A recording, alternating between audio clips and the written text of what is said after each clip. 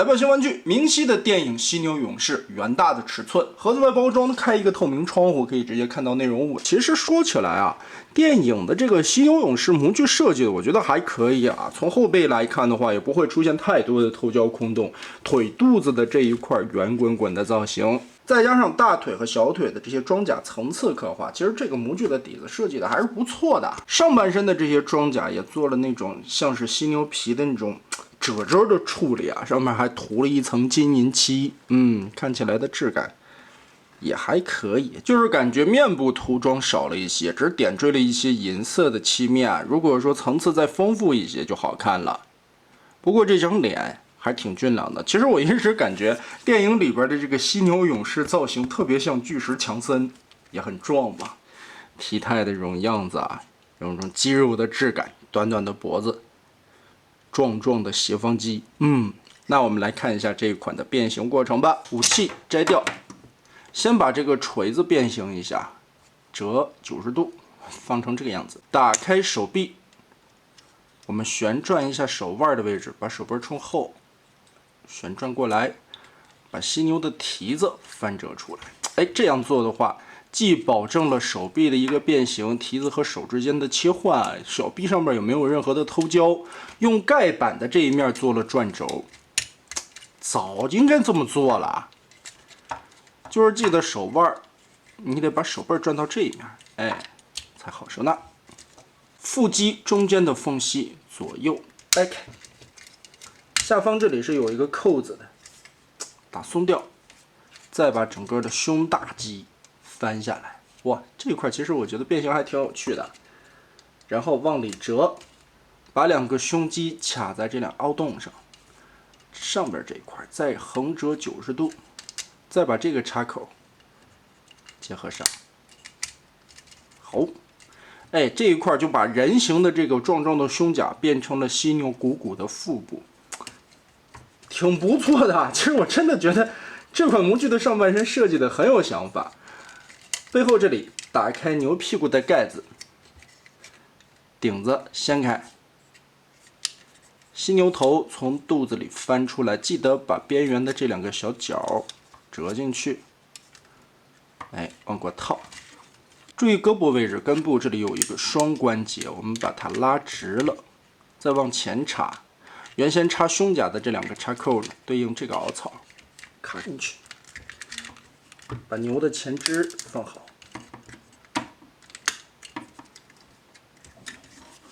另外一边也是从这个角度看，旋转一下，卡过来，也相当于把人形的这个宽宽的肩膀缩窄了以后，变成犀牛的背部前肢这一块，然后再把这里边翻出来，拉下去，盖住这个脸，侧面这里还有两个小的插扣，顺着这个凹槽定位，打开牛的盖子，翻出来这根很值钱的犀牛角，上半身就这个变形，现在看起来这个模具已经能给非常高的分数了，特别棒。但是后边吧，这个位置就处理起来，比较草率了。先把大腿上面的这一片装甲往里边推，根部这里是有一个转轴的，稍微往里推一点，膝盖往下一撇，非常复杂的一个操作过程就变完了。屁股上边的这个盖子，我们双关节落下来，注意这个凹槽定住。然后侧面这里的两个插扣，通过上方和大腿的这个扣子连接。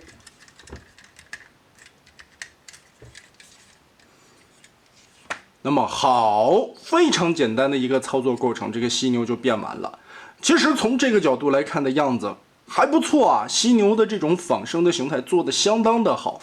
从脚部这个弯曲的 S 曲线，到背后肩部高高隆起的感觉，再到腰凹下去，屁股这里平滑下来，又一个 S 型的尾巴，这个曲线做的太美妙了，好看啊！包括从下方这里看犀牛圆滚滚的肚子，甚至这个肚子的凹过来形状也是非常仿生的感觉。就像是虽然它一个机械的犀牛啊，但是对于生物界的这个体态的拿捏程度也是非常不错的。但问题出在哪儿呢？首先，屁股这一块大腿啊，这里缺个盖子。虽然说电影里边也是会录制一些伪装形态下的机械内构啊，但是这一块屁股，我总觉得应该遮一下会更好看吧。但这个问题还不是最大的，最大的是看这里，我的天哪！你从正面看，从下面看，这一块被人掏空了。等于是说，你把胸部整个的这一块挪到肚子之后，这块不管了，而且从牛脖子这里齐的一个切口下去，掏出来这么大的一个洞。但最大的问题是，它的武器还不能收纳在这个洞里。如果说武器稍微的折叠改变一下咱们形状啊，这里边本身有一个方孔，对吧？哎，你这样操作一下，是不是？或者这样操作一下。你这样填一下的话，这个犀牛也好看。但问题是，官方的变形指示让你插在后背上，没有用的武器啊，随随便便往这个后背一挂，这就算搞定了。包括以前设计的一些也是啊，或者往肩膀啦，往后肢上面一插，找个窟窿这么一放。明明可以把这个武器啊，以一个更取巧的方式，还填补了一下犀牛肚子的空洞，但它就是不做呢，你说气不气人？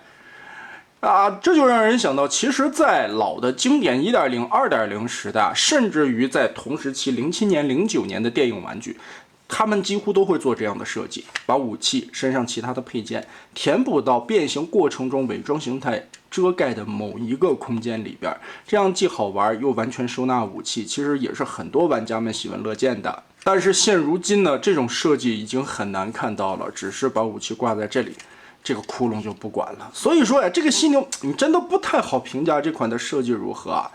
要说变形的过程，这个上半身真的挺好玩的。我觉得这块胸肌的转弯，包括头部的隐藏，以及犀牛脑袋的变形过程，这个都是非常有想法的。但可惜，就感觉做了一半呢，后边的腿部啊，随随便便往这一摆，肚子底下空洞就不管了。所以呢，这个事儿也是后来的 DNA 做配件包的时候给你把它解决掉了，把这个武器给你换了，对吧？塞到了这一块。为什么这些民间的第三方配件包公司想得到的，官方的那么大的一个设计团队他就想不出来呢？不是他不想做吗？我觉得设计师人类的智慧应该是共通的啊，可能最终也就是碍于成本的考虑吧，或者说为了赚更多的钱，把这一块本身应该能做到的设计给你阉割掉了。今儿来看这个犀牛的体态，真的做得非常不错啊。嘴巴这里甚至还可以打开，哎，也是那种小小的嘴啊，在我们概念中想象犀牛应该张开的那个幅度，甚至脚的隐藏，背后这里在人形状态下张开的两个脚，犀牛形态也能收回去，很不错了。但是四肢来说的话，只能这样稍微动一动。曲肘的话，因为转到了这个面儿，所以不能往后折了。你要往后折的话，你得把这个机械面转出来。后蹄子这里，脚基本上是属于不用变形的那种，往下一撇。所以这就是这款犀牛的设计啊，我不知道该如何评价，但是觉得挺可惜的。真的底子是挺好的，但是欠缺了一些需要改动的地方。明熙这一回原大、原 K、原尺寸，但也并没有进行什么改模啊。我倒是希望他如果能把那款配件包的这个互动的形式啊，把锤子这一块填补起来，一并做出来的话，那这一款犀牛应该会更受欢迎吧。不过现在也主要是主打一个价格便宜嘛。那么得嘞，这一款明熙的犀牛勇士就是这样了。